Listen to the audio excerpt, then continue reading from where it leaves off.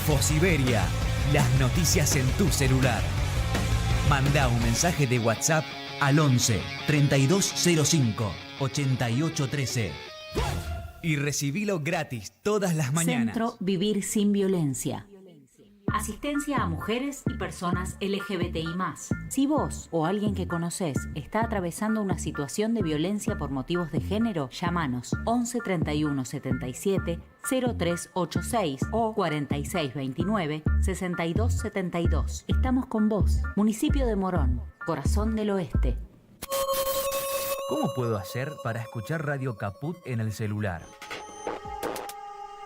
Primero lo importante. Prenda el teléfono. Así me puedo acercar a saludarlos y... Abra el Play Store de Google, tipee en el cuadro de búsqueda Radio Caput, Caput con C. No desesperes, es la única que hay. Toque el botón instalar y espere unos instantes. La aplicación de Radio Caput ha sido instalada exitosamente. Busque el icono en su celular. Los quiero mucho, los aprecio y los admiro mucho, lo que hacen, los felicito. Y podrá escuchar la única y reemplazable programación de Radio Caput. Sería un placer para mí, realmente. Radio Caput. ¡Ah, sí! Si quieres ver un paraíso, solo mira a tu alrededor y velo. Radio Caput. Desde el lugar de las utopías. Radiocaput.com. Estás conectado. Estás en Caput. Hacé valer tus derechos y tu experiencia de vida. Somos grandes. Información, reflexiones y conocimiento.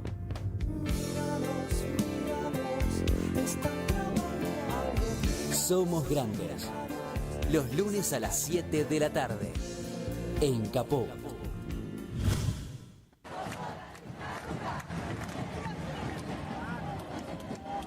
Compañeros y compañeras, con ese pie que nos han dado, nosotros queremos presentarnos. Normalmente no lo hacemos, pero hoy queremos compartir con ustedes por qué estamos acá. Roxana Balzarini.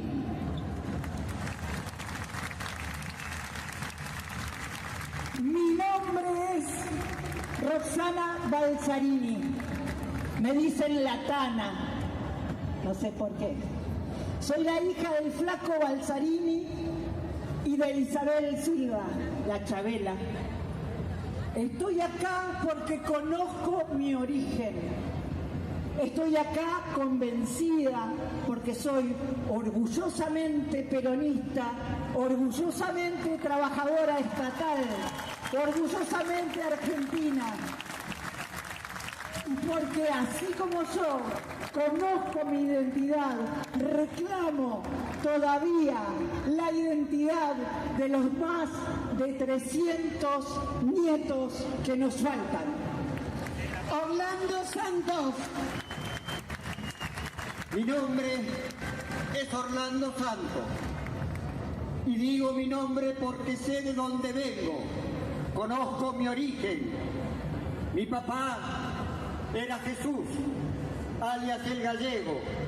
Mi mamá era Carmen, ama de casa y costurera, que se rompieron el culo y el lomo para que nosotros pudiéramos salir de la casa de chapa y poder llegar a la universidad. Digo con orgullo que soy peronista y que soy actor y que mi vida se la debo a mis 30.000 compañeros detenidos desaparecidos. Nora Anchart. Aplauso. Mi nombre es Nora Anchart. Soy periodista. Integro el colectivo La Columna Vertebral Historias de Trabajadores. Mi padre estuvo en esta plaza mojándose las patas de adolescente un 17 de octubre. Nunca me habló de política. me la transmitió por los poros. Mi madre, una trabajadora de sanidad, Olga, él Marcelo.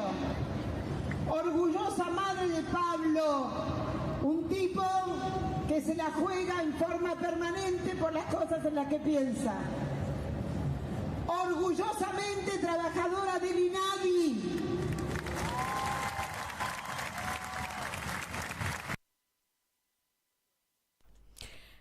¿Qué tal? ¿Cómo les va? Acá estamos, Raquel Márquez, en Somos Grandes, y quería traerles en esta apertura tan emocionante que fue ayer el acto por la memoria, la verdad y la justicia.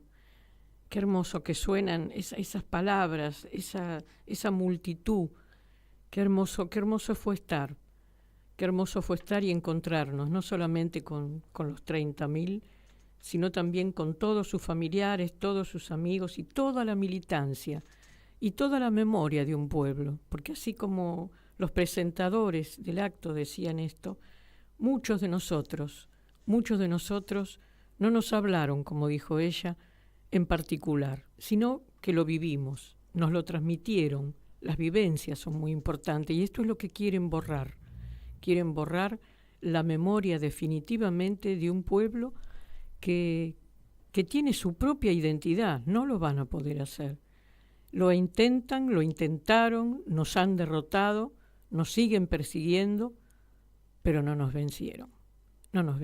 Y aquí hablaron muy bien sobre el tema de la identidad y sobre el tema de esta cantidad de personitas que hoy ya son hombres y mujeres grandes que todavía no sabemos dónde están y ellos no saben tampoco su propia identidad. Realmente fue muy conmovedor, muy conmovedor. Ha sido para nosotros un fin de semana muy conmovedor. Y les digo, ¿por qué un fin de semana? Les digo por qué un fin de semana, porque estuvimos también en la colocación de la baldosa que el Club Atlético Vélez Sarsfield ha colocado para los que eran socios o hinchas del club y que están desaparecidos. Ellos lograron mencionar que hay 19.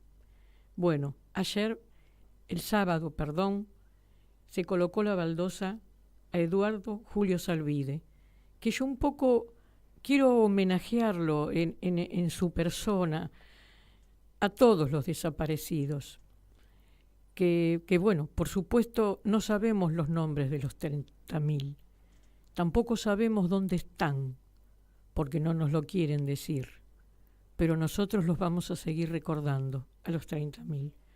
Por eso este programa está dedicado a todo esto que nos está pasando a los argentinos. Y es muy importante porque hemos tenido la posibilidad de conversar con una de las hijas de Eduardo Julio Zalvide. Y realmente para mí es muy conmovedor escucharlas, porque a veces uno piensa, ¿y qué pasó con esa familia? ¿Qué pasó con esos hijos? ¿Y cómo lo sintieron? ¿Cómo lo vivieron? Algunos eran muy pequeños, otros eran un poco más grandes, pero no tanto como para poder hacer un relato de la vivencia de su padre.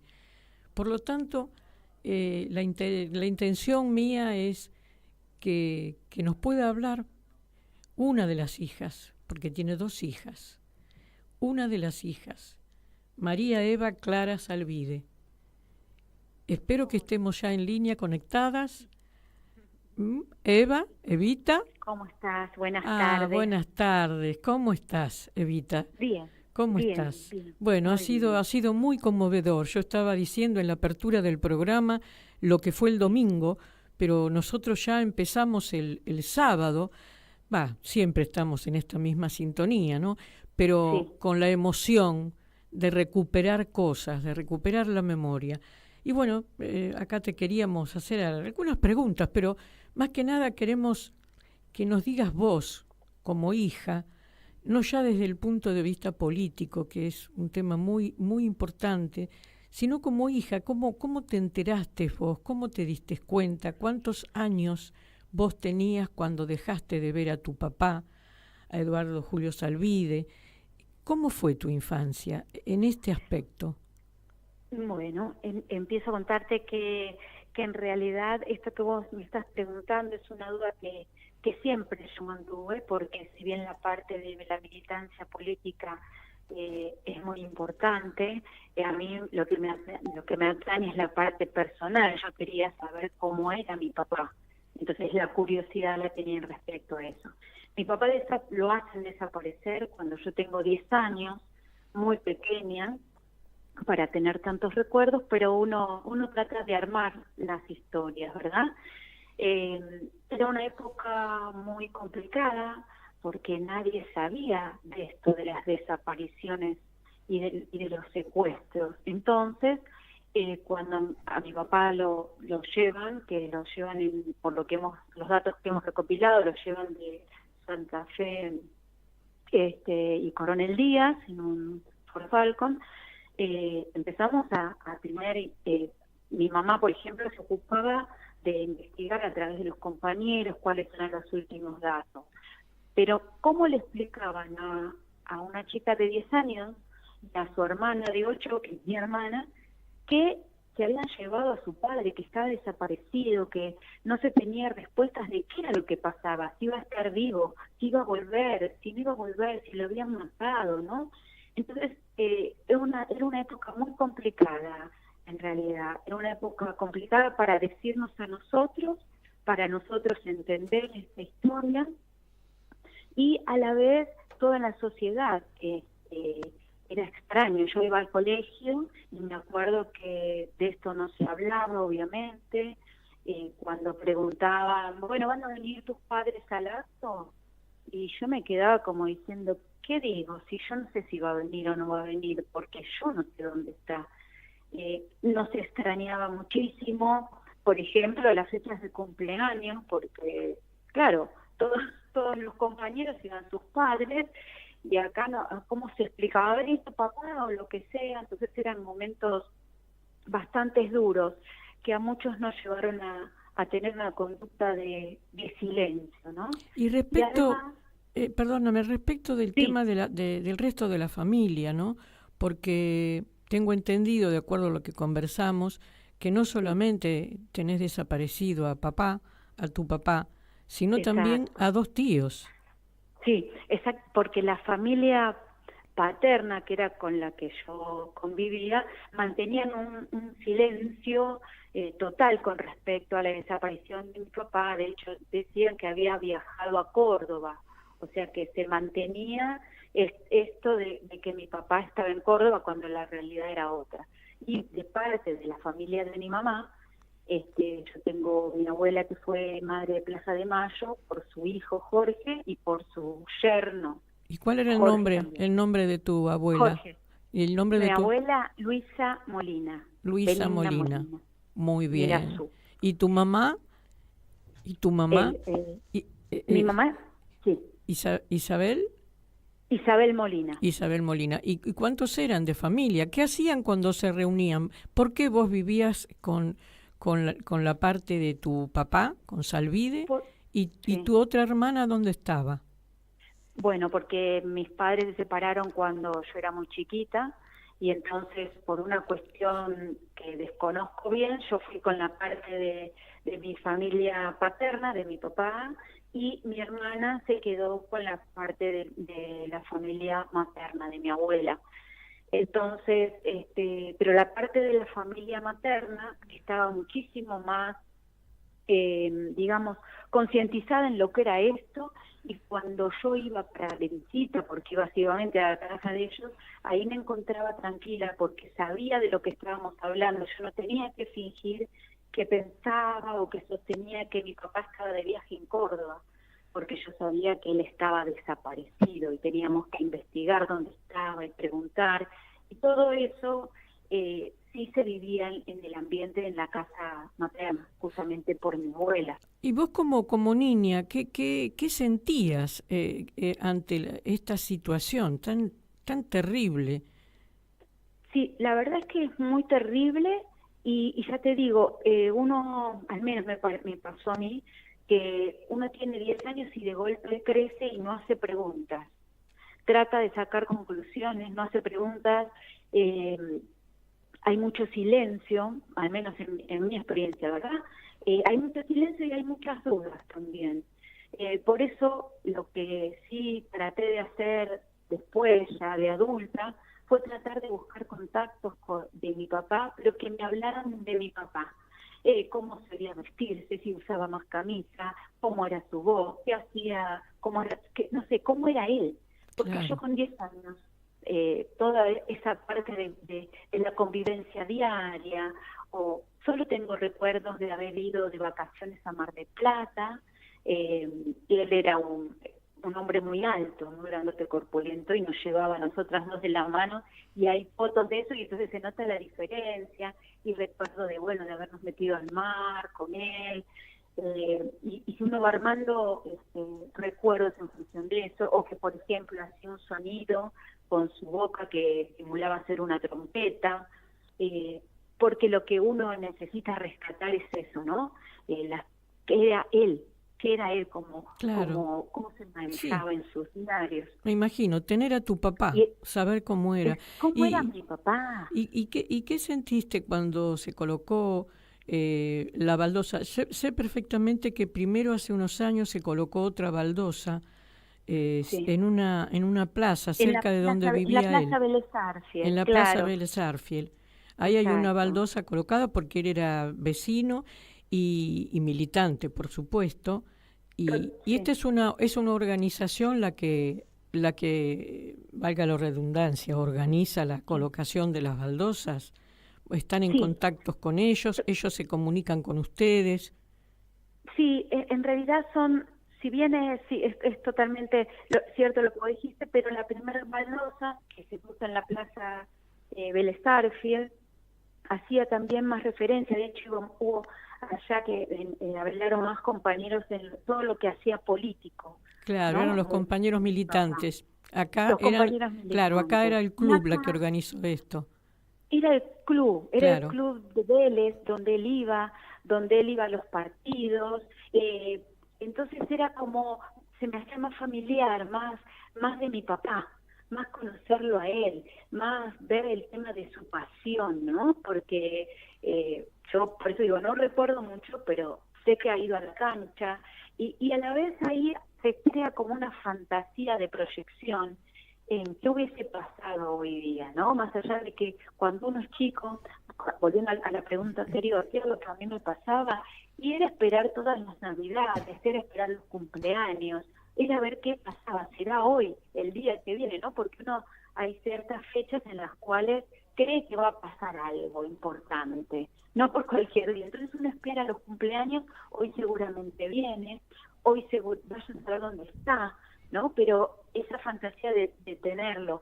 Y así cuando nacieron mis hijos, y así cuando mis hijos, no sé, por estas cosas que yo digo, sí, el padre de mis hijos es de Vélez, ¿no? Pero mi papá, mi abuelo también eran de Vélez. Y a mis hijos podría gustarles o no Vélez, y sin embargo tienen pasión por ese club. Y creo que hubiese sido uno de los lugares de encuentro con él. Qué bueno esto que estás relatando. Bueno, comentanos también tu hermana, cómo se llama, y los nietos que tiene Eduardo, que nunca los va a ver, pero bueno, contanos un poco los nombres de ellos. Bueno, mi hermana se llama Susana Beatriz Eva Salvide, tiene 2 hijos hermosos también, Tomás y Camila. Ella no está viviendo acá, pero pudo estar en la colocación de la baldosa. Bueno. Y fue también un encuentro con todo eso, de remover un montón de sentimientos, y el hecho de haber podido estar juntas también fue muy importante. Y muy con tus hijos también. Y con mis hijos que estuvieron también. Bueno, exactamente. Yo estuve presente y vi cómo entre todos ponían el cemento, ponían la placa, le ponían después las venecitas alrededor. Bueno, Malena y Lucas.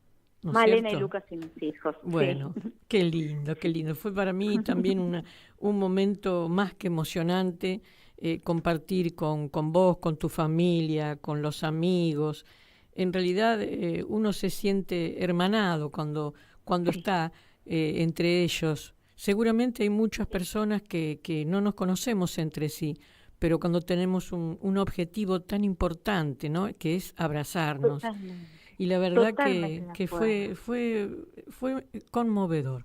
Así que bueno, Sí. Evita, Bueno, te mando un te abrazo agradezco enorme. mucho por este recuerdo tan grato y siempre hay que tener presente esto de memoria, verdad y justicia, y sobre todo en estos momentos memoria, porque están haciendo lo imposible para que todo esto no se siga sosteniendo y que se pase del colectivo, ¿verdad? Así es. Bueno, le mandamos un abrazo enorme a toda tu querida familia, a Muchísimas Evita, gracias. a Susi, a Isabel, a tus tías, a tus primos, porque los he visto a todos, a los amigos. Y bueno, nos vamos a seguir encontrando en las plazas, Evita. Como siempre. Mucho. Un beso te enorme, quiero mucho. como siempre. Mucho cariño. Hasta luego. Adiós. Adiós. Chao, chao. Bueno, fue conmovedor. Les puedo asegurar que fue conmovedor, porque hubo otros testimonios también y escucharlo es estremecedor, el sufrimiento de la familia que ha quedado esperando, así como contaba Evita, esperando. Pero bueno, ahora tenemos que continuar con parte de lo que a todos los argentinos, menos a aquellos que niegan la propia patria y a aquellos que lo único que quieren del país es robarse sus recursos y ocultar la memoria. Vamos a seguir conversando de los motivos, porque estuvimos hablando sobre el tema de los hijos que no conocieron casi a su padre, y también ahora queremos conversar sobre el tema de los presos políticos, porque Eduardo Zalvide no volvió. Pero gracias, que hubo muchos que, a pesar de haber estado años y años presos políticos, pudieron regresar y abrazar a sus familias. Así que también quiero en este momento hacer un homenaje a todos aquellos que tuvieron que pasar por este trance tan drástico, tan dramático. Y ahora vamos a hablar con David Masal, que es uno de ellos. ¿Cómo estás, David? ¿Cómo te va? Acá Raquel Márquez te habla. ¿Cómo estás? Bien, compañero, me alegría de escucharte siempre y escuchar la radio y escuchar el testimonio reciente de Eva, que es realmente humano, ¿no? Sí. Bueno, y queríamos saber que nos cuentes un poco, porque a veces esperamos al 24 de marzo para recordar todas estas cosas que por un lado son muy dolorosas, pero por otro lado nos hace bien porque nos reencontramos. Pero tu caso fue un caso distinto, a vos te detuvieron. Bueno, hacenos una síntesis, o lo que vos quieras decir, primero de cuánto o dónde estuviste detenido, y después de las vivencias del día de ayer.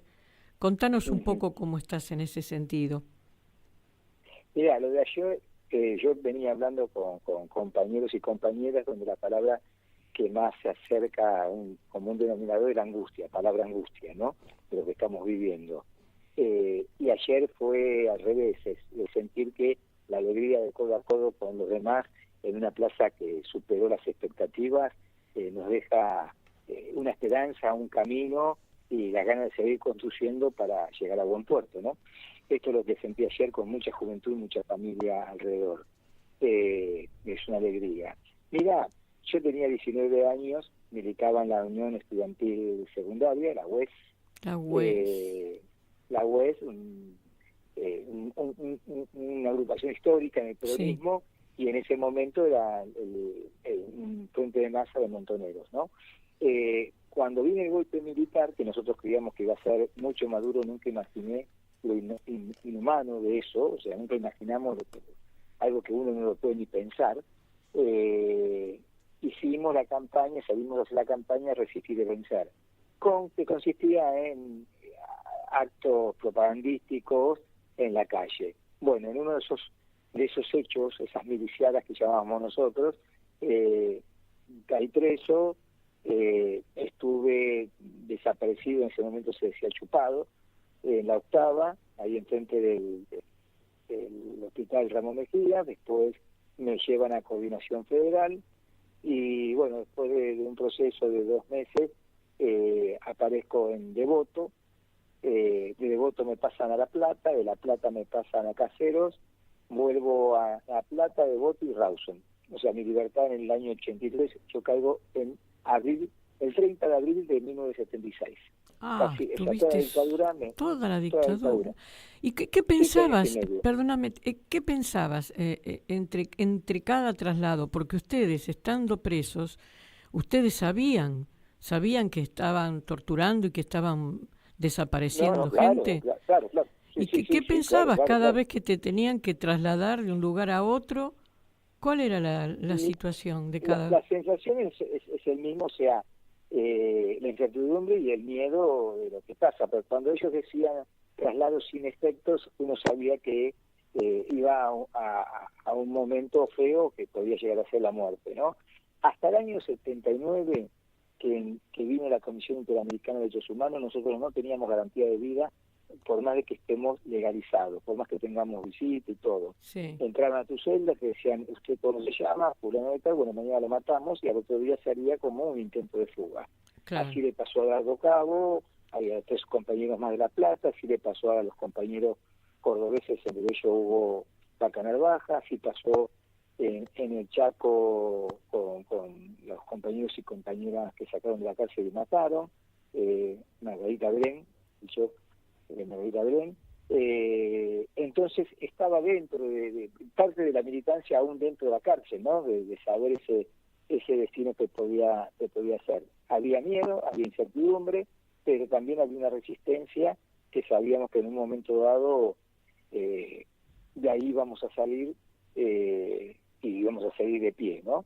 Tenían esa esperanza, tenían esa esperanza. Eso les permitió sobrevivir, porque me imagino que tantos años y en esas condiciones el espíritu de cualquier persona se va decayendo, ¿no? La parte emocional, cómo no se enfermaban. Mira, es muy difícil poder explicarlo. Primero de todo, que era la convicción de por qué estamos ahí, y aparte el humor. Había mucho humor, ¿no? O sea, los compañeros y las compañeras también en Devoto. Cuando uno está en esos momentos que no hay grises, o uno se quiebra o resiste. Nosotros elegimos resistir, porque aparte tenemos pulsaciones de vida, ¿no? Claro. O sea, creemos que aún en los momentos más oscuros la esperanza y el amor existe.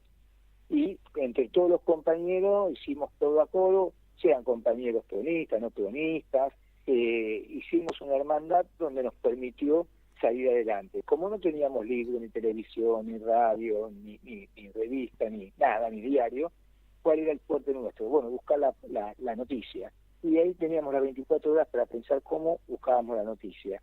Y bueno, eso nos fue llevando, más compañeros que eran profesionales, hacíamos cursos que un médico nos hablaba de cómo cuidar la salud, otro psicólogo cómo resistir psicológicamente, porque nosotros sabíamos que los militares, si no te pudieran ejecutar, o sea, matarte, iban a destruirte psíquicamente. Y si no te podían destruir psíquicamente, querían que por lo menos cuando te alejaras, o sea, cuando vuelvas a la realidad, después de 7 años y medio, vos seas un marciano. Entonces combatíamos eso, pidiéndole a los familiares, diciéndole, bueno, ¿qué canción sacó Serrat? ¿Cómo va Boca, River, Independiente, Racing? ¿Quién es Maradona? Porque no sabíamos quién era Maradona. Y entonces todo eso sirvió que cuando ya pudimos salir, no fue tan fuerte el choque de una realidad que uno cayó con sui generis, y cuando salió en libertad estaba Kids, esos chicos que se pintaban todo, decían que matábamos. Sí, sí. Bueno, ese rock pesado, lo que el sería, rock pesado. ¿no? Claro, heavy. Entonces, eso fue buscar lo más humano dentro de la cárcel y la resistencia política. Y bueno, igual hubo consecuencias, algunos con problemas psíquicos o problemas de salud a la salida, ¿no? O sea, sí, nadie, o sea, nada fue gratuito, nada fue gratuito. ¿Y qué sentiste ayer, ya ahora dejando ese pasado? Qué fortaleza, ¿no? Qué fortaleza, me imagino, a aquellos que salieron enteros, como vos estás comentando, qué fortaleza para la vida te da, ¿no? Me pregunto. Sí, yo creo que es más que nunca se confirma que la salida siempre es en colectivo, entonces uno se realiza en ese colectivo, se fortalece en ese colectivo. No hay Superman, acá nadie bancó la cárcel, uno ahí adentro lloró, tuvo mucho miedo, pero tuvo la dignidad de estar siempre de pie y saber que podían llegar, o sea, podían quitarte todo menos la decisión de por qué morías o por qué querías vivir, ¿no? O sea, eso no lo podían tener ellos. Qué bárbaro. Y ayer es como estos 30.000 compañeros y compañeras están siempre con nosotros, codo a codo, cuando uno hace una pegatina como hicimos el sábado a la noche, que pegamos... Sí, todas las siluetas, ¿no? Las siluetas acá en Zona Norte. Sí, acá en Zona Norte, que ya es una historia, es histórico esto. Cuando llegué a la plaza, bueno, es volver a reencontrarme con la historia, y es esto de cuando vi la multitud que venía, familia, con sus chicos, muchos chicos. En un momento lloré porque pasé por un lugar donde habían chicos de estudiantiles, chiquitos, claro, cantando No nos han vencido. Ay, y yo me vi ahí. Entonces lloré, o sea, se me caían las lágrimas mientras los veía, y eso me gusta porque uno no tiene que, a ver cómo decirte, endurecerse. Como decía Che Guevara, hay que endurecerse sin perder la ternura jamás, ¿no? Ah, qué hermosas frases. Es verdad, David. Es cierto. Es pero verdad. vos sabés que yo en la plaza me sentí identificado porque cuando militamos en los años 70, campionamente en el ámbito, cada tanto decíamos, bueno, ¿por qué militamos? ¿Y por qué hacemos esta pregunta? Porque uno a veces termina siendo profesional de la militancia y se olvida el origen que lo llevó a militar, que es el que duele la injusticia, claro, ¿no? Entonces, no olvidar eso es poder relacionarte con el otro desde la solidaridad que hoy falta tanto. Cuando fui a la plaza ayer sentí eso, que muchos y muchas que estaban ahí es porque le duele la injusticia, yo creo que la mayoría que estaba ahí. Sí, y sí. Y lo otro es la gana de recuperar un país más solidario, ¿no? Más justo, más libre, más soberano. Ese país que teníamos cuando éramos así jóvenes, que queríamos cambiar, realmente queríamos cambiar el mundo y estábamos convencidos. Yo todavía tengo esa esperanza a pesar de los años transcurridos, por eso nos emocionamos y por eso cuando llegamos a la plaza nos encontramos con un otro que somos nosotros mismos, porque es así. ¿No es cierto? Fue emocionante. Yo te digo que estaba en el palco de la parte de prensa frente al escenario y yo de ahí podía ver los abrazos que había. ¡Ay, qué lindo! Vos sabés que lloraba por esas personas. Claro, ¿viste? Claro. Porque eran entre mujeres, varones, y se besaban y se abrazaban. Y yo digo, qué maravilla. Hijos, jóvenes, todo. Y yo pensé lo mismo, no nos van a vencer, vamos a salir de esta situación. Porque tenemos este pueblo tiene mucha cosa por adentro, ¿viste? Mucho amor. Hay mucha cosa, tenemos que salir, David. Y mucha historia. Mucha historia y no nos podemos olvidar. Decime. Quería decirte algo, me gustó mucho en la plaza las chicas y los chicos que entraban haciendo algo, o sea, bailando. Sí, fue hermoso. Porque es un aporte que hacen a la movilización, ¿viste? O sea, no vienen serios para no, al contrario. Siempre es una fiesta. Siempre es una fiesta. Otra cosa que yo creo que, como aparte lo hago personalmente un pequeño homenaje, hace poquito murió el Pelado Perdía, ¿no? Sí, qué pena. Y él, en el juicio que se hizo acá en San Martín por la contraofensiva, que tuvo que ser testigo, dijo una cosa que también me impactó mucho, ¿no? Dice, las dictaduras en Latinoamérica, como promedio, duraron 12 años, más o menos, o sea, un poquito más, pero más o menos ahí, ¿no? Tantos en Brasil, tanto en Chile, tanto lo que duró en Uruguay. En cambio, en Argentina duró 7 años y medio, la más cruda dictadura que hubo históricamente. ¿Por qué? Y la respuesta era porque se resistió, porque hubo una conciencia nacional y popular, porque hubo madres con una valentía, porque hubo jóvenes con una valentía, porque hubo un movimiento obrero, una parte del movimiento obrero con una valentía. También. Bueno, tenemos esas raíces. Esas raíces. Tenemos esas raíces y vamos a salir, David. Mira, para mí ha sido un gusto que pudieras participar en este programa especial que hacemos de Somos Grandes. Ahora te vamos a ir dejando, mandarle un abrazo muy grande a Lina, que sé que está en otra ocupación. En una charla. Sí, en una charla por en el una libro charla, de Derechos Humanos, sí. por el libro. Exacto. Bueno, te mando un abrazo Muchísimas enorme gracias. y esperemos vernos Compañeros, pronto porque también bien. tengo muchas ganas de abrazarte, muchas ganas. Eso está muy bien. ¿Eh? Es necesario, como diría, Es necesario. Como diría Galeano. Exactamente. Gracias por tu programa. Al contrario, David, que sigas muy bien a todos los compañeros. Gracias. Bueno, y acá ahora vamos a continuar con el programa. Vieron qué hermoso el reportaje, mejor dicho, la memoria y la conversación que hemos tenido tanto con Evita Salvide como con David Masal. Realmente ha sido para mí muy emotivo, muy emotivo. Ahora vamos a ir a un pequeña tanda y vamos a escuchar un tema que yo lo elegí adrede. Es un tema que es un poema de Mario Benedetti, ¿Por qué cantamos? Y realmente escuchen la letra, porque seguimos cantando, porque le cantamos a la vida, a la resistencia y a que no nos van a vencer jamás. Lo canta Nito Mestre, Juan Carlos Baglietto y Celeste Carballo. Vamos a escucharlos.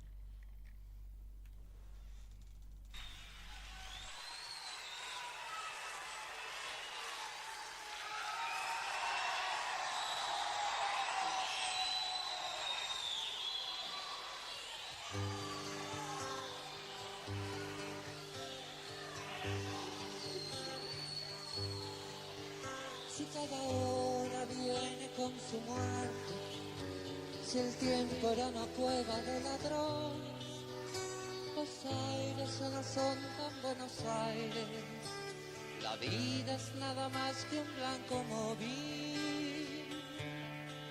Y usted preguntará por qué cantamos.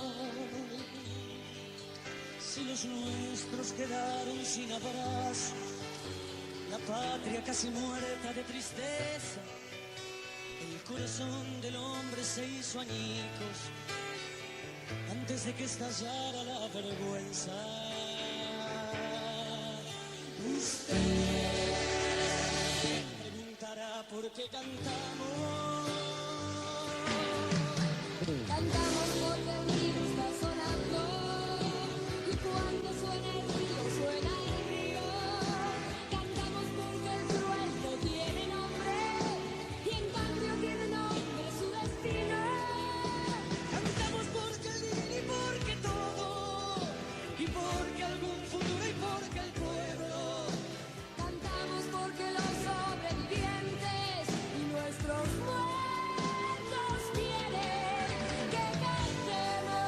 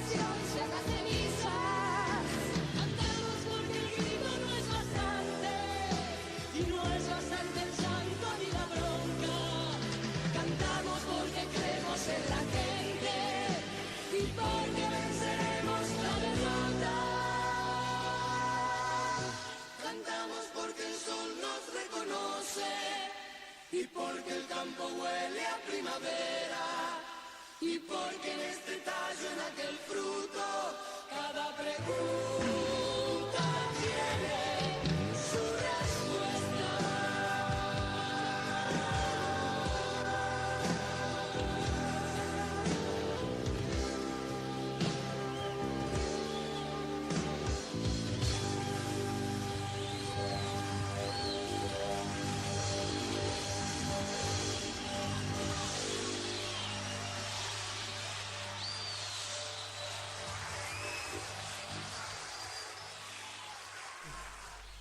Bueno, qué tema, ¿eh? Qué tema precioso. Bueno, acá tenemos ahora el acompañamiento de nuestra compañera, Charo Álvarez, que ella también tiene un programa acá que sale a las 21, Charo. Sale a las 21, 3 en 1, sí, de 21 3 a 22. y 1 de 3 en 1, sí. Qué bueno. Así que bueno, después quédense, así le seguimos escuchando. ¿Cómo andás? ¿Cómo Bien, estuviste? bien. La verdad que emocionada todavía, Muy la emocionada, piel de ¿no? gallina, después Sí. de la jornada de ayer, después de la sensación de saber que no estábamos pudiendo llegar a la plaza. Yo concentré en Virrey Ceballos y Irigoyen, y estuve ahí a partir de las 12 del mediodía y hasta las 2 de la tarde no pudimos No se avanzar, pudieron mover. porque no había manera de poder avanzar para poder llegar a la plaza, y llegué cuando este recambio, ¿no? Que la gente ya vio que se estaba volviendo. Pero esta sensación de no poder es desesperante. entrar, no, pero al mismo tiempo era como, porque también viste que uno con el de al lado dice, che, ¿habrá gente? ¿No habrá gente? Era la incertidumbre. La Llegaremos, medida no llegaremos. era fijarse si tenía señal o no, ¿viste? Si todavía teníamos señal era, bueno, por ahí no hay tanta, y después era como, pero así Claro. estuvo Yo fui a repleto. las 11, por eso pude estar y me metí adentro y estuve bien. La verdad que vi todo, fue maravilloso. Pero vos sabés que ahora en este programa que hoy empezamos, dedicado exclusivamente a este tema de la memoria, la verdad y la justicia, ahora vamos a llamar habíamos tenido primero la hija de un compañero desaparecido, después estuvo David Masal, que se llama Evita Salvide, después estuvimos conversando con David Masal, que fue un preso político durante toda la dictadura, desde los 19 años que estuvo preso, y ahora vamos a tener la oportunidad de escuchar a un nieto, uno de los últimos nietos que se recuperó la identidad. Y bueno, esto también queremos demostrar, las consecuencias del accionar del terrorismo de Estado, que fue una de las peores cosas, que fue la apropiación de los bebés, de esas mamás que estaban dando a luz a veces en las cocinas o a veces en lugares donde las habían terminado de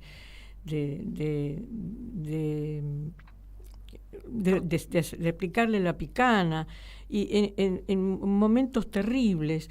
Bueno, así han nacido muchos bebés que hoy son hombres y mujeres y que los estamos buscando todavía, pero por suerte tuvimos la oportunidad el sábado, justamente ahí en la cancha de Vélez, de conocer a Daniel Santucho Navaja. ¿Cómo estás, Daniel? Que es el nieto recuperado 137. Así que queríamos que vos nos contaras un poco tu experiencia. ¿Cómo estás, Daniel? ¿Qué tal? Buenas noches. Bien, muy conmovido por el día de ayer. Fue mi primer marcha con mi verdadera identidad. Y nada, muy feliz de estar de este lado, del lado de la verdad, ¿no? Qué hermoso lo que decís. Bueno, contanos brevemente, el tiempo que tenemos, cómo fue que vos fuiste apropiado y cuándo fue que empezaste a sospechar o alguien te dijo que no eras el hijo legítimo de esa familia. Sí, bueno, sí, fui apropiado. Ellos siempre dijeron que fueron mis padres, hasta... Bueno, cuando quien quería mi mamá muere, yo tenía 21 años, una hermana de crianza 20 años mayor, que ella sí sabía que no era hija de ellos, que se la habían entregado para que la críen. Un día me pide que vaya a su casa y junto a su marido me dicen que en realidad ella creía que me habían mentido toda mi vida, que estas personas no eran mis padres, que ella sabía que no eran sus padres, y no entendían por qué no habían hecho lo mismo conmigo. Pero no me daba más noticias, o sea, más indicios, cosas, más documentación. Más ¿Y vos claro, cómo fue que se te ocurrió? ¿En qué momento dijiste, pero ¿y si soy un hijo de desaparecidos? ¿Cómo fue la situación que vos empezaste a investigar para saber tu identidad? Claro, no, lo primero que yo hago después de eso es pedirle algún tipo de explicación a él. Él lo niega todo y me dice que es una cuestión de celos de parte de ella, porque ella había formado una nueva pareja a 3 meses de haber enviudado, y nada, se cubrió con eso, digamos, y nada, yo estaba muy confundido, muy dolido, decidí creerle y pasaron muchos años, hasta sentía culpa yo de por ahí hacer una denuncia o acercarme a abuelas y acusarlo de algo, que terminara preso él, o sea, la culpa la sentía yo.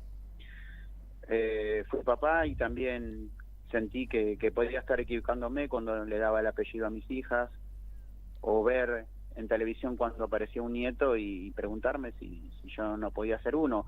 Me preguntaba eso, ¿no? Porque había otras cosas, ¿no? Como saber que él había sido policía de la provincia de Buenos Aires mientras duró la dictadura, y también, ¿no? El cumplir años un 24 de marzo como que me hacía mucho ruido.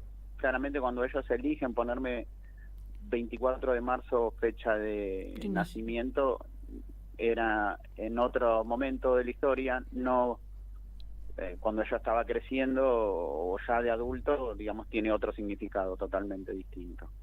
Claro, claro. Pasó hace 2 años que conviví con él, cuando él enviuda por segunda vez, y en esa convivencia, ya como adulto, me di cuenta que era una mala persona, ¿no? Que me mentía, que discutíamos mucho, que por ahí yo me enojaba y él se victimizaba, se ponía a llorar como para que yo sienta culpa. Gracias a empezar a hacer terapia y trabajar este tema y hablarlo, me di cuenta, o me hizo dar cuenta mi psicóloga que nada, que esto lo tenía que resolver, que lo tenía que enfrentar y exigirle la verdad, no pedírsela. Y es así, bueno, que eran discusiones de todos los días, hasta que un momento él me dice que lo que había pasado era que en realidad él se había separado de quien yo quería, mi mamá, que ella se había ido con otro hombre, y años después vuelve con un bebé y él se hace cargo de ese bebé. Vuelven a estar juntos y se hace cargo. Yo estuve... Sí. No, digo, ese fue el relato que te dijo. Eso fue lo que él me dijo, ¿no? 20 años yo pidiéndole que me diga la verdad, si era mi papá o no. No lo hizo, y yo cuando lo exigía, ¿no? Porque él cada vez que discutíamos se ponía muy nervioso y se escapaba de la situación, se acostaba, se tapaba hasta la cabeza, y eso, o sea, claramente me daba más seguridad de que me estaba mintiendo, que ahí había algo que me estaba ocultando. Y bueno, cuando él me dice esto, yo claramente me di cuenta que es otra mentira, porque tuvo muchos años para decirme si esa era la verdad, me iba a doler, pero lo iba a aceptar. Así que lo único que saqué en claro es que no era mi papá, pero sabía que la verdad no iba a salir de él, Claro. que tenía que buscar en otro lugar, y claramente ese lugar es abuela, era el único lugar donde podía acudir y pedir ayuda. Y desde que vos pudiste, bueno, acercarte a abuelas, ¿cómo fue ese acercamiento, y de qué manera fuiste llegando, digamos, a que, bueno, en el día hipotético que te habían planteado como fecha de cumpleaños, como vos manifestaste en el día de ayer, tu primera marcha desde el lado de la verdad, como decías, ¿no? Claro, bueno, yo cuando pongo en contacto con abuela fue en febrero del año pasado. Planteé mi caso, mis dudas, más que certezas, me escucharon, me dieron el espacio, digamos, a que pueda contarles toda la historia, y me aconsejaron, me dijeron que bueno, que tratara de buscar una fe de bautismo, que por lo general a las personas que entregaban a los bebés los elegían como padrino de bautismo, y que tratara de buscar contactos, personas que hayan estado con ellos en esos años, ya sea familia o amigos. Bueno, cuando yo voy a buscar la fe de bautismo, sabía en qué parroquia me habían bautizado. Me pasan en una hoja, digamos, todos los datos que firmaban en el libro, y cuando llego a mi casa y los leo, veo, ¿no?, que decía fecha de bautismo 19 de marzo y fecha de nacimiento era el 24 de marzo. Claro. Claramente me di cuenta que estaba mal, que había 5 días de diferencia, o sea que me habían bautizado 5 días antes de nacer, según eso. Claro. Y bueno, ahí doy aviso a abuela, y después me pasó un par de semanas después de estar trabajando y recibir distintas llamadas de números que no tenía agendado, hasta que atiendo uno, y era una hija de esta hermana de crianza, esta chica me llama y me dice que, bueno, él había ido de visita, mi apropiador los había ido a visitar, esto fue en marzo del año pasado, y nada, se había descompuesto, lo estaban llevando a una guardia y me pedía que me acercara, que lo fuera a ver, a lo que yo le digo que no podía, que estaba trabajando y no me salía a ir, no quería ir. Me dice, bueno, es tu papá, tenés que venir, y bueno, le digo que ellos sabían que no era mi papá, entonces que no me pidiera que hiciera algo que no me salía, que no podía. Qué fuerte, me corta, qué fuerte. Muy fuerte. Me corta y bueno, un par de días después me escribe, le cuento esta historia que me dice él y le pido si me podía ayudar, a lo que ella se compromete en hacerlo y busca poder hablar con un tío de sangre, con un hermano de sangre de su mamá. Y después me trae el testimonio de esta persona, de este señor, que en ese año, en el 1977, era un nene de 12 años, y cuenta que estando en la casa de mis apropiadores, escucha cuando dos policías le dicen a él, quédate tranquilo que te vamos a conseguir un bebé. Él también pertenecía a la fuerza. Y claro, para mí eso no es de ese nene, lo contó en su familia, lo contó a sus hermanos, y bueno, entre esos hermanos, en algún momento este relato le llegó a esta hermana de crianza mía, ¿no? Entonces yo sabía que no eran dudas solo las que tenía, sino que sabía mucho más. Claro. Este relato claramente era muy esclarecedor. Y bueno, es así que cuando lo paso a abuelas, les cuento esto, el CONADI se comunica conmigo y en unos días me dan la fecha para hacerme el estudio de ADN. Claro, de ADN. ¿Y de cuánto tiempo tardaron en darte el resultado de ese estudio? Bueno, sí, yo el estudio me lo hice en el mes de abril, fines de abril del año pasado, y para julio estuvo... ¿Y cómo fue el momento? ¿Cómo fue el momento que te llamaron, te citaron a algún lugar? ¿Vos sospechabas, ya tenías la idea de que podías encontrar alguna familia? Bueno, no, o sea, yo claramente veía que la cosa iba para ahí, ¿no? Que era muy probable que fuera un nieto de abuela por todos los datos que tenía. Esto lo fui hablando con mis hijas los fines de semana cuando las tenía conmigo y explicarles que mi papá no era mi papá, que me había acercado a abuelas a pedir ayuda, que me había hecho un estudio, que previo a hacerme el estudio de ADN les aviso, y bueno, la pregunta de ellas era esta, ¿no? El del saber si teníamos una familia, a lo cual yo no le podía responder porque no lo sabías. ¿Y cuándo te enteraste? ¿Cuándo fue que te enteraste y que pudiste con tus hijas compartir el hecho de haber encontrado a la familia? ¿Y cuántos son? Sí, bueno, eso fue el 25 de julio, me fueron a buscar, ya que yo había cambiado el número celular y mail, sí. No se podían comunicar. Bueno, primero fueron a las casas de mi hija, yo no estaba ahí, estaba te ubicaron, no vivía ahí, lo importante era que te pudieron ubicar. Sí. Me ubicaron en mi trabajo y me piden que vaya, lo cual yo le digo que ese día no podía porque era el cumple de mi nena, que lo iba a hacer al día siguiente. Entendía la importancia, pero bueno, no le podía fallar a mi nena, tenía que llevarle la torta. Seguramente. Y es así que nada, que al día siguiente voy con toda la expectativa, no solo yo, sino mis hijas también. Y bueno, y ahí me dan la noticia, ¿no? Que tenía a mi papá con vida, que tenía 3 hermanos. Qué bárbaro. Y me cuentan la historia de mi familia, de quién fue mi mamá. Cristina Navaja. Y mi abuela, Nelida Navajas. Que claro. Mi mamá se la llevan secuestrada con 2 meses de embarazo, que antes de llevársela ella tenía una carta que iba para hacer a mi papá, se le iba a enviar a mi papá que estaba en el exterior, y bueno, esa carta la lee mi abuela Nélida y ahí le explicaba, le decía que estaba con un atraso de 2 meses, que creía que estaba embarazada, y ahí a partir de ese momento mi abuela no solo sabía que tenía que buscar a su hija, sino también a su nieto, su nieta. Claro. ¿Y qué pasó con tus hijas cuando, bueno, cómo fue que el encuentro con tu papá? Me imagino que el encuentro es una conmoción. Eso fue un día miércoles, que hacen ahí mismo en la oficina una videollamada. Primero hablo con mi hermano, con el Tano Santucho. Él estaba en Italia visitando a nuestros otros 2 hermanos. Y a la tarde de acá, la noche de Italia, hago otra videollamada y ahí veo a todos mis hermanos y se suma a papá, que estaba en Tucumán en ese momento, a la videollamada. Y ese es el primer contacto, ¿no? Es verlos y reflejarme en ellos, darme cuenta que ese era mi lugar. Y Qué a partir de ahí, bueno, fueron 2 días. Para el viernes ya mi papá y mi hermano Miguel fue el que pudo volver. Ya que se pudieron encontrar. Y nos encontramos y fue el día de la presentación, digamos. Y contame lo de tus hijas, digamos, ¿no? De tus hijas, ¿qué sintieron tener que cambiar el apellido? Tener que cambiar la verdadera identidad.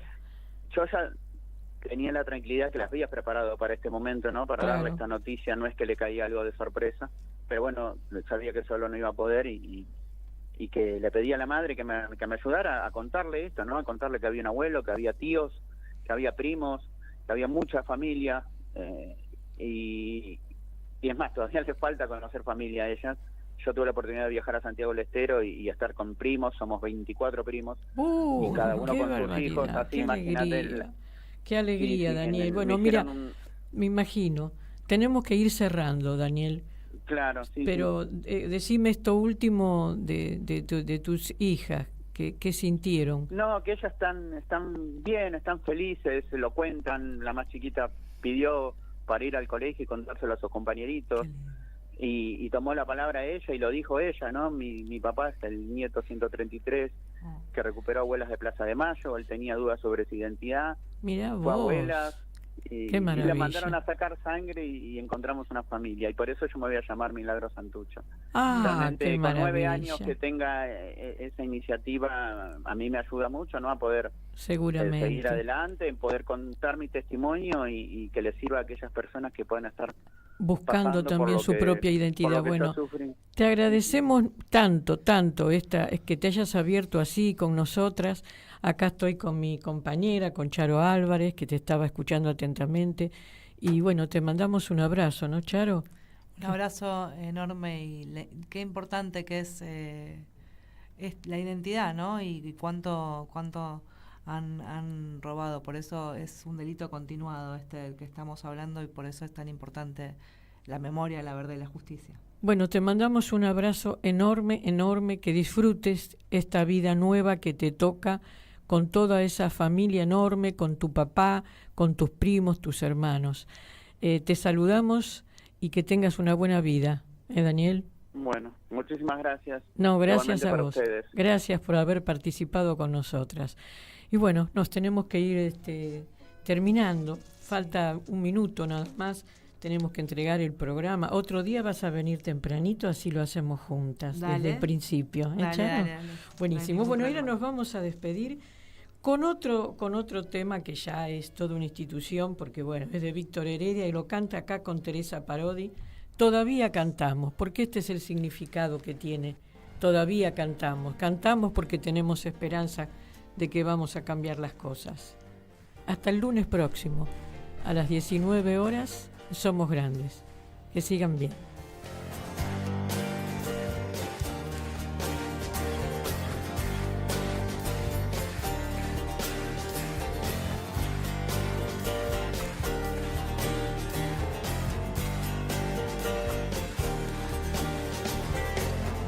Todavía cantamos, todavía pedimos, todavía soñamos, todavía esperamos.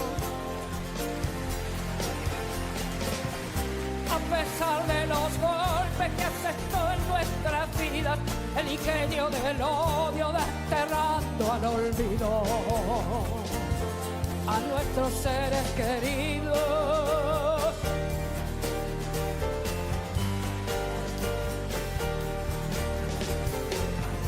Todavía cantamos, todavía pedimos, todavía soñamos, todavía esperamos.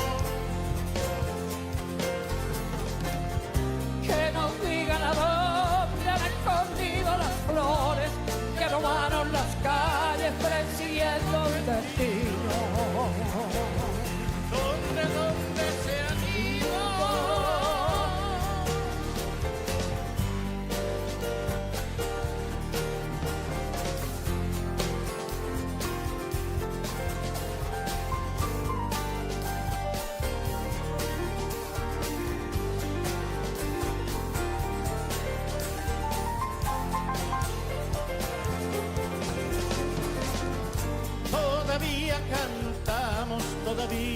pedimos, todavía soñamos, todavía esperamos.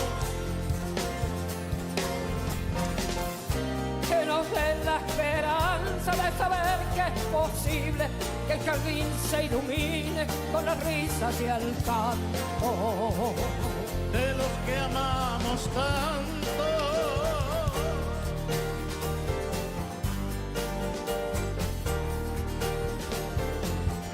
Todavía cantamos, todavía pedimos, todavía soñamos, todavía esperamos. por un día distinto, sin apremios de ayuno, sin temor y sin llanto, porque vuelvan al nido nuestros seres queridos.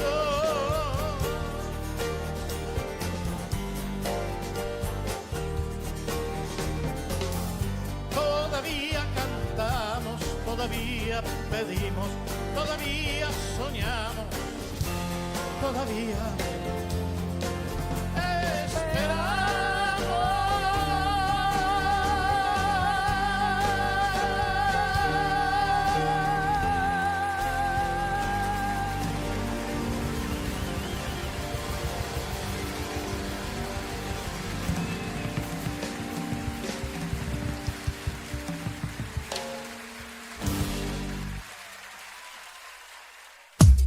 En Caput Quiero contarles un poco qué pasa en Radio Caput. pasan cosas. Y cuando uno entra, todos te esperan con una sonrisa.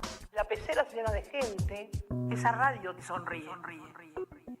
Es una radio que enseña, porque para mí la radio tiene que ver con eso, con lo que se transmite. Todo es sonrisa, todo es amor. Es una radio hecha con muchas ganas de hacer las cosas bien, ¿no? No sé si llamarlo un premio. Me parece que es un lazo entre la radio y las madres. Un lazo de amor, un lazo de comprensión, que es lo que a uno le hace falta para vivir. Radio Caput. Así que Radio Caput, a todos, a los compañeros, a los chicos, a todos. Les prometo que hasta el último día de mi vida, mientras pueda respirar y aunque sea caminar unos pasos, voy a seguir en esta lucha para ustedes, por ustedes. Esas cosas. ¿Cómo puedo hacer para escuchar Radio Caput en el celular? Primero lo importante. Prenda el teléfono. Así puedo acercar a saludarlos y... Abra el Play Store de Google, tipee en el cuadro de búsqueda Radio Caput, Caput con C. No desesperes, es la única que hay. Toque el botón instalar y espere unos instantes. La aplicación de Radio Caput ha sido instalada exitosamente. Busque el icono en su celular. Los quiero mucho, los aprecio y los admiro mucho, lo que hacen, los felicito. Y podrá escuchar la única e irreemplazable programación de Radio Caput. Sería un placer para mí, realmente. Radio Caput. Manda un mensaje de WhatsApp al 11 3205 8813. Infosiberia. Las noticias en tu celular. Manda un mensaje de WhatsApp y recibilo gratis todas las mañanas. Infosiberia. Las noticias en tu celular. Morón es más prevención. Ante cualquier emergencia, ahora podés pedir presencia de policía, SAME o bomberos con un solo clic. Descarga la aplicación Morón Alerta y un móvil se acercará inmediatamente a donde estés. No lo dudes. Morón Alerta. En la